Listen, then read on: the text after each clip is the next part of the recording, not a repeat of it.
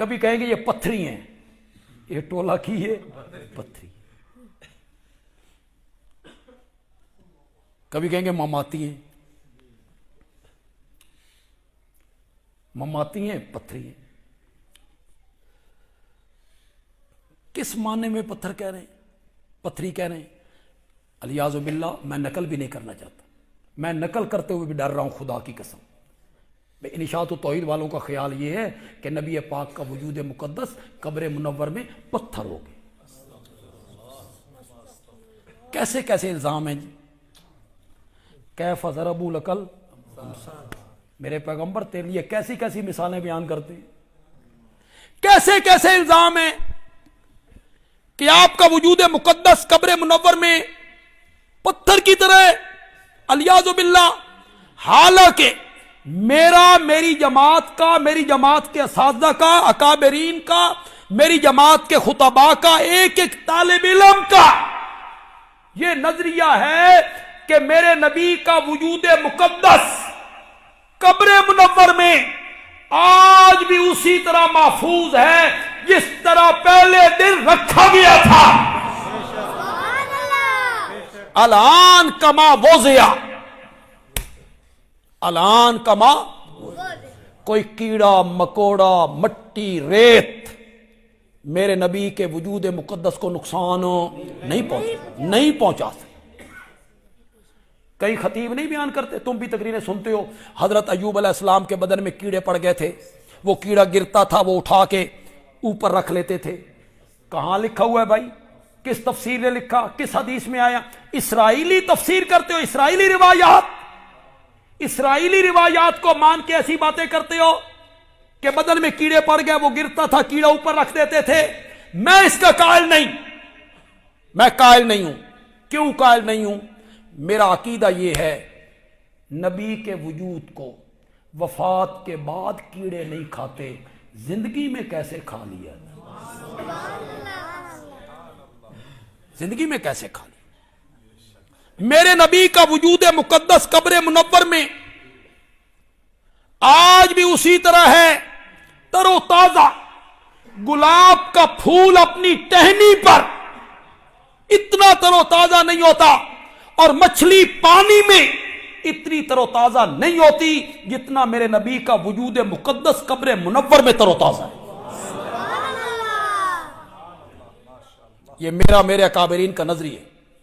اگر کوئی عالم اس کے خلاف بولتا ہے، جھوٹ بولتا ہے۔ ہماری کسی کتاب سے دکھائے، ہماری کوئی تحریر دکھائے، ہماری کوئی تقریر دکھائے، ہمارے کسی استاد کا کوئی سبق دکھائے۔ ممبر پہ بیٹھ کے جمعے کے دن دوسروں پہ الزام لگانا، بہتان لگانا کہ یہ کہتے ہیں نبی پاک کا وجود مقدس پتھر ہو گیا ہے، قبر منور میں کچھ بھی نہیں ہے، وجود مقدس محفوظ ہے، جبریل زندہ ہے، نوریوں کا سردار ہے، اللہ کا مقرب فرشتہ ہے، کعبہ کے رب کی قسم ہے، زندہ جبریل پر رب کی اتنی رحمتیں نہیں اترتی جتنی رحمتیں میرے نبی کی قبر منور پہ اترتی۔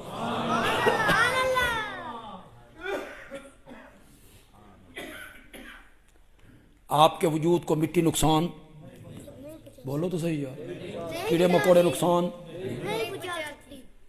کھا نہیں سکتے۔ کیڑے مکوڑے تو میرے وجود کو بھی نہیں کھاتے، آپ کے وجود کو بھی نہیں کھاتے۔ اصحاب کاف 309 سال سوئے رہے، کھایا؟ کیڑے مکوڑے تو میرے وجود کو بھی نہیں کھاتے، تمہارے وجود کو بھی نہیں کھاتے، اصحاب کاف کے وجود کو نہیں کھایا تو نبی پاک کے وجود کو بھی نہ کھائیں تو کمال کیسا؟ پتہ نہیں کتنے لوگ اس سے محظوظ ہوں گے اور لذت لیں گے۔ میرے وجود کو کیڑے مکوڑے اس لیے نہیں کھاتے کہ میری روح بدن کے اندر ہے۔ بات تو میں بڑی کر گیا ہوں۔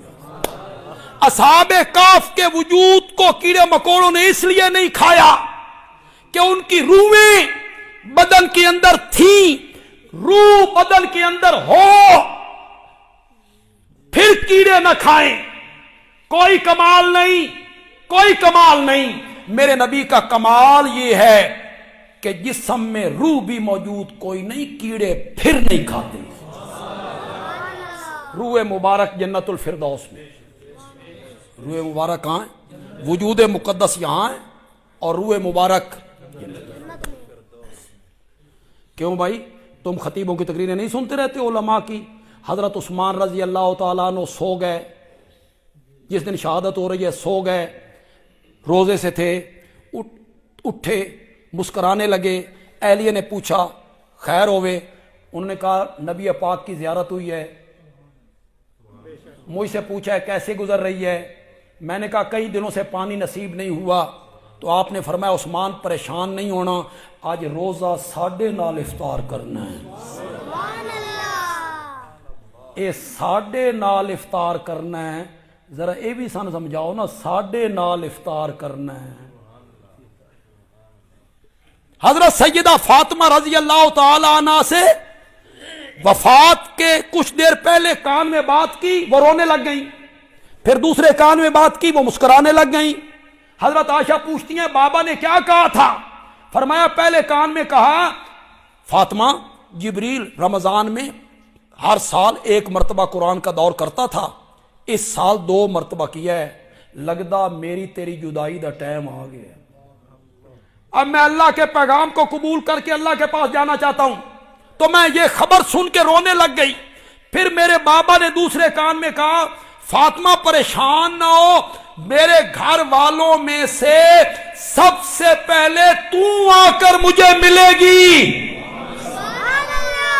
ये फातिमा और नबी पाक की जो मुलाकात होनी है, कहां होनी है? यहां मेरे नबी की रूह मुबारक, वहां हजरत फातिमा की रूह मुबारक। तुमने नहीं सुना? ये तो गालबन तबलीगी निसाब में भी लिखा हुआ है कि हजरत बिलाल रजी अल्लाह तआला अन्हु का आखिरी वक्त आया तो पास लोग बैठे थे, घर वाले बैठे थे, तो मुस्कुराने लग गए, हंसने लग गए। तो साथियों ने कहा यह जान कनी का वक्त है और बड़ी मुश्किल की घड़ी है और आप इस वक्त रो रहे हैं, हंस रहे हैं।